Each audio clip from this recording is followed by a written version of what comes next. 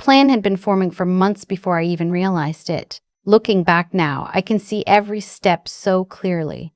The Sunday phone calls that got a little longer, the questions about my paperwork that seemed casual but never really were, the way my son started ending every conversation with "Mom, you really should let us help you more."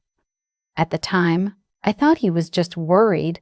He'd always been a worrier, even as a little boy. I didn't know he was building a case. My name is Eleanor, and I'm 68 years old. I live alone in the house where I raised 2 children, in the same neighborhood where I drove carpools and baked for school fundraisers, and spent 31 years building a life with my husband, Paul. Paul passed 4 years ago, pancreatic cancer, 11 weeks from diagnosis to the end. The speed of it still takes my breath away sometimes. One day he was complaining about back pain, and 11 weeks later I was picking out a casket. After he died, I did what I always do. I kept moving. I stayed in the house. I learned to manage the finances Paul had always handled. I figured out the investment accounts, the property taxes, the insurance renewals. It wasn't easy, and I won't pretend it was. But I did it.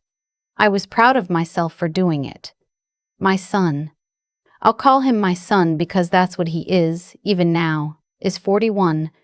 He works in commercial real estate. He's always been good with numbers, good with deals. His wife, I'll call her my daughter-in-law, is 38. She grew up in a family where money was tight, and I think that shaped her in ways she never fully examined. She's not a bad person. I want to say that clearly. But she made a terrible choice, and she made it in my dining room on a Tuesday evening in March, and nothing has been the same since. It started the way a lot of things start, with a dinner invitation. My son called on a Sunday 2 weeks before the dinner and said he and his wife wanted to come over, that they had something they wanted to talk about, something that had been on their minds. I told him, of course, come Tuesday, I'll make the pot roast you love. He said that sounded great. He sounded normal. He sounded like my son. I didn't think much of it. I was actually looking forward to it. Since Paul died, the house gets quiet in ways that sneak up on you. You'll be washing a single dish and suddenly realize you haven't spoken out loud to another person in 3 days. A Tuesday dinner with my son sounded like exactly what I needed. I made the pot roast. I set the table with the good placemats. I opened a bottle of red wine because my daughter-in-law likes red wine, and I wanted her to feel welcome. That bottle of wine will matter later, so I want you to remember it. They arrived right on time. My daughter-in-law hugged me at the door, a real hug, not the polite kind. My son kissed my cheek. We sat down and ate and talked about ordinary things. Their dog, a trip they were thinking about taking, the neighbor's new fence that my son thought was an eyesore. It felt normal. It felt like family. Then my son pushed his plate back slightly, the way he does when he's about to say something he's practiced. And he said, "Mom, we wanted to talk to you about the house." I put down my fork. He said they'd been thinking, both of them, that maybe it was time to talk about what happens with the property. That the market in this neighborhood was incredible right now. His words, incredible. That a house this size was a lot for one person to manage. That they knew I was capable. Of course they knew that. But that it might make more sense financially to think about downsizing, and that any equity could be, and here he used the word restructured in a way that worked for everyone. I said, "What does restructured mean?" My daughter-in-law jumped in before he could answer. She said they'd been looking at some numbers. She actually said that, looking at some numbers, and that it would make much more sense for me to move into a smaller place, something easier to maintain, while they took over the house. Not for free, she was quick to add. They would pay me a monthly amount. A fair amount, she said. She already knew what the amount would be, she told me. It was less than half of what the house rents for in this neighborhood. I know because I'd looked it up once, idly, and the number had surprised me. I sat with what they were saying for a long moment. I looked at my son, the boy I'd driven to soccer practice every Saturday for 6 years. The boy who'd climbed into my bed during thunderstorms until he was almost 10. The boy I'd helped through his first heartbreak and his second. The boy I'd stood next to at his father's funeral and held up when his legs almost gave out. I looked at him and I said very quietly, "You want me to leave my home?" He said it wasn't like that. I said, "Then tell me what it's like." What followed was one of those conversations that starts out calm and then slowly, without anyone exactly raising their voice, becomes something else entirely. My son said I was being emotional. I said I was being clear. He said I was being clear. He said I wasn't thinking practically. I said I was thinking very practically. I was thinking about the fact that my name was on the deed, that Paul and I had paid off this mortgage together, that this house was my home and my asset and my decision to make. My daughter-in-law said, "Eleanor, you're being selfish." Not my name. She used my name, first name, like she was correcting a child. I turned to look at her. I kept my voice level. I said, "I don't believe I am." She said that I only ever thought about myself, that I sat in this big house alone while they were struggling, that it wasn't fair. She said the word fair the way people say it when they've decided that what they want and what's fair are the same thing. I said I was sorry they were struggling, but that my home was not the solution to that, and that I hadn't been consulted before they apparently made decisions about my property, and that I thought it was time to end the evening.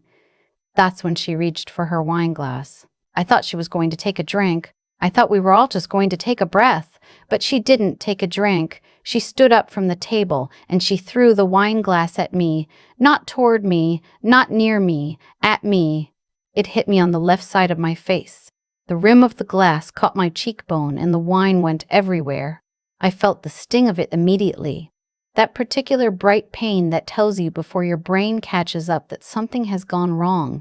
I put my hand to my face and my hand came back with blood on it. The room went very still. My son said her name.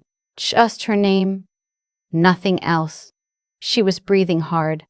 She looked for just a second like she couldn't believe what she'd done. Then she looked like she was going to say something to justify it.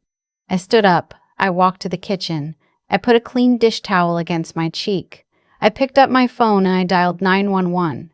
I told them I'd been struck in the face, that I was bleeding, that I needed an officer and probably an ambulance. I gave my address.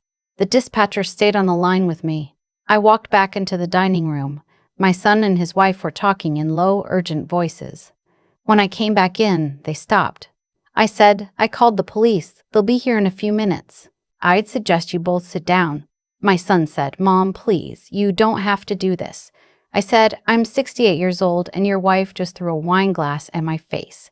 Yes, I do." The officers arrived in about 7 minutes.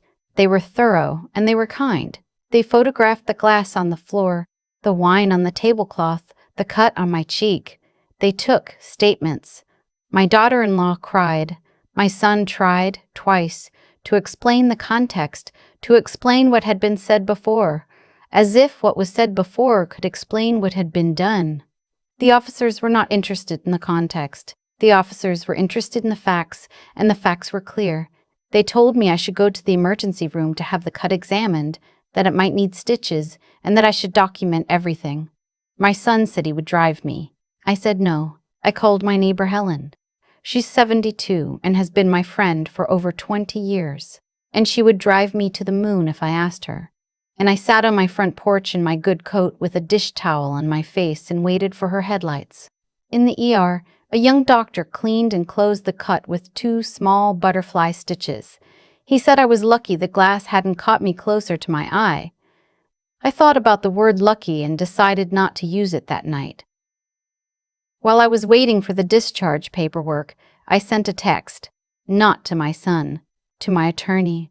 I've had the same attorney for 11 years, a woman named Patricia, who handled Paul's estate and who has a way of being both completely calm and completely formidable that I have always admired. The text I sent her was 6 words. "I need to talk to you tomorrow." She replied within 20 minutes. 8 a.m. "I'll have coffee ready." I went home. I didn't sleep much. I lay in the dark in the bedroom Paul and I had shared for 28 years, and I thought about a lot of things. I thought about my son at 9 years old, building a birdhouse in the garage with his father. I thought about the wedding reception in this very house 11 years ago when I danced with Paul on the back patio while fireflies blinked in the hedge. I thought about the word restructured and what it meant that my son had walked in here with that word already prepared. I thought about my daughter-in-law's face in the moment right before she threw the glass, the anger in it, yes, but also something calculated underneath, like she'd been waiting for a moment to tip over. I thought about whether I'd done something wrong. I thought about it seriously, the way you have to when you love someone who has hurt you. I went through the dinner in my mind, every exchange. I had been firm. I had been clear. I had been clear. I had not been cruel. I had not been selfish. A person is not selfish for refusing to give their home away. By 3 a.m, I had stopped wondering and started planning. Patricia's office was warm and smelled like good coffee and the kind of quiet competence that I find deeply reassuring. I sat across from her and told her everything, from the Sunday phone call, to the dish towel, to the butterfly stitches. She didn't interrupt. She took notes on a yellow legal pad with a very nice pen. When I finished, she set down the pen and said, "Eleanor, do you know the current value of your property?" I did. I'd had it appraised 18 months earlier on a whim, just to know. I told her the number. She nodded. She said, "And do you have a current will?" Paul and I had written wills together years ago. After he died, I'd updated mine. I had a trust, a power of attorney assigned to my daughter, who lives in Portland and who I should tell you about. She is the opposite of this situation, the person who calls every Sunday without an agenda and who, when I told her what happened, cried and then said, "Mom, I'll fly out tomorrow if you need me." I told her to stay put for now and that I loved her. Patricia and I talked for 2 hours. When we were done, I had a clear picture of exactly where I stood, legally and financially. I owned my home outright. My accounts were my own. My daughter-in-law's actions that evening constituted assault. The police report was already filed. I had photographs, I had medical documentation, I had a witness in the form of Helen, who had seen my face when she picked me up. I also, Patricia told me, had options. Over the following 2 weeks, while my son sent texts I mostly didn't answer and left voicemails I listened to once and saved, I exercised those options quietly. First, I had a conversation with my bank. I had 2 joint accounts that had been set up years ago, legacy artifacts from a time when things were organized differently, that included my son as a co-signer. I removed him. The bank manager was professional and asked no questions beyond what was required. Second, I contacted my financial advisor and reviewed my investment accounts and beneficiary designations. I made changes where changes were warranted. Third, I had the locks on my house rekeyed. My son had a key from years ago, from a time when having a key meant he could bring me soup if I had the flu. That version of having a key was no longer the version we were living in. Fourth, I had Patricia draft a letter, formal, legal, measured, that outlined what had occurred on the evening of the incident and stated clearly that any further contact regarding my property, my finances, or my living arrangements should be directed to her office. The letter arrived at my son's home on a Thursday. He called me that same afternoon. He sounded different on the phone than he had in recent months, less polished, less prepared. He said, "Mom, this is not necessary." I said, "I think it is." He said his wife was sorry, that she hadn't meant to, that she'd been under a lot of stress. I said, "Paul used to say that stress explains behavior sometimes, but it never excuses it. I think he was right about that." Silence. Then he said, "Are you really doing this?" I said, "Which part?" He couldn't answer that. There were too many parts. What I want to tell you, what I think about now, in the weeks that have become months since that Tuesday evening, is that the hardest part wasn't the glass. The physical pain was real, and it was sharp, and it scared me in the moment. But it passed. Butterfly stitches, a week of tenderness, a small scar that's fading. The hardest part was the conversation I had with myself in the dark at 3 a.m, the one where I had to decide who I was going to be on the other side of this. I have known women, good women, strong women, who absorb these moments, who tell themselves it's complicated, that family is family, that making peace is worth any price. I understand that impulse deeply. I have felt it, but I also know that there is a kind of peace that is purchased at the cost of your own dignity, and that kind of peace is not peace at all. It is just a quieter form of loss. I chose differently. My daughter flew out for a long weekend in April. We sat on the back patio, the same patio where Paul and I had danced, and we drank coffee in the morning and wine in the evening and talked for hours about everything and nothing. She has her father's laugh. Sometimes it catches me off guard, that laugh, and I have to take a breath. On her last morning, she looked at me across the breakfast table and she said, "Mom, I'm proud of you." I didn't say anything for a minute. I looked at my coffee cup and I thought about the word proud and what it meant coming from one of my children and how different it felt from another word. Selfish, coming from another.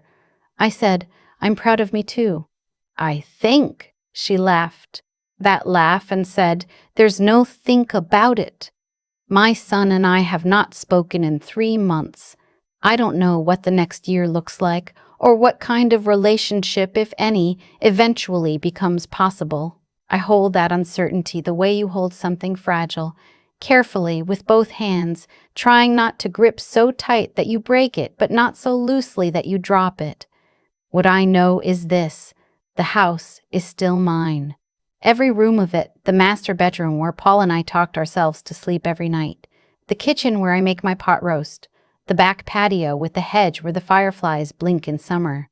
Every square foot of it was earned and paid for and loved into existence over 3 decades. And no one, not my son, not his wife, not anyone who walks in with a word like restructured already prepared, gets to take that from me. I turned 69 last month. My daughter sent flowers. Helen brought cake. Patricia sent a card with a small handwritten note that said, simply, "You handled everything with remarkable grace." I put the card on the refrigerator, next to a photo of Paul from a camping trip we took in 1997, where he's squinting into the sun and grinning like he knows something wonderful is about to happen. Some days I look at that photo and I tell him about it. What happened, what I did, how it turned out. I don't know if he can hear me. I choose to believe he can. I think he would have said exactly what my daughter said. I think he would have been proud. I thought a lot about what actually set everything in motion that Tuesday evening. Not the wine glass, that was just the moment things became impossible to ignore. What set it in motion was much earlier. It was every time I smiled through a comment that bothered me. Every time I changed the subject, instead of saying clearly what I meant. Every time I told myself that keeping the peace was more important than telling the truth. I'm not saying I caused what happened. I didn't. But I've lived long enough to understand that the way we respond to small things teaches people how to treat us in the big ones. My son didn't arrive at that dinner table with the word restructured by accident. That word took time. That word was built, quietly, on the assumption that I would go along. And that assumption didn't come from nowhere. It came from years of me going along with smaller things, years of me prioritizing harmony over honesty. I think about that now, not with guilt, but with the kind of clear-eyed recognition that only comes after something breaks open and forces you to look at it straight. What I know, what I've always known, if I'm being truthful, is that character isn't what you claim to have. It's what you do when there's real pressure on you. When the evening went wrong and I was standing in my kitchen with a dish towel against my face, I had a choice about who I was going to be. I could absorb it. I could minimize it. I could tell myself the story that family is complicated and she didn't really mean it, and maybe they were right, and I am taking up too much space in this house alone. I could have told myself any of those things. They would have been easy to believe, in the moment, easy and completely untrue. Instead, I picked up the phone. That decision, that one decision, made with blood on my hand and adrenaline still moving through me, changed everything that followed. Not because calling the police was dramatic, but because it was honest. It said out loud, to the world and to myself, what just happened was not acceptable. It said, I know what I'm worth. And once you say that clearly, once you act on it with your actual hands and your actual voice, something shifts in you that doesn't shift back. Patricia didn't save me. Helen didn't save me. What saved me, if that's even the right word, was the willingness to look at the situation without flinching and then do the next right thing, and then the next one. Remove my name from the joint accounts, rekey the locks. Have the letter drafted, not out of anger. Anger is loud and exhausting, and it burns itself out. out of clarity. There's a difference, and that difference matters enormously. People sometimes confuse being kind with being passive. I was kind for 41 years of motherhood. Kindness is one of the things I'm most proud of. But kindness and self-erasure are not the same thing, and I wish someone had said that to me plainly 20 years ago. You can love someone completely and still refuse to be diminished by them. You can leave a door open for the future and still change the locks today. Both things are true at the same time. I don't know what my son and I will be to each other in 5 years. I hold that, honestly. I don't pretend it doesn't hurt, and I don't pretend I have it figured out. What I do know is that whatever we become, it will be built on something real, or it will not be built at all. And that, finally, after 68 years of living, feels like the only foundation worth having.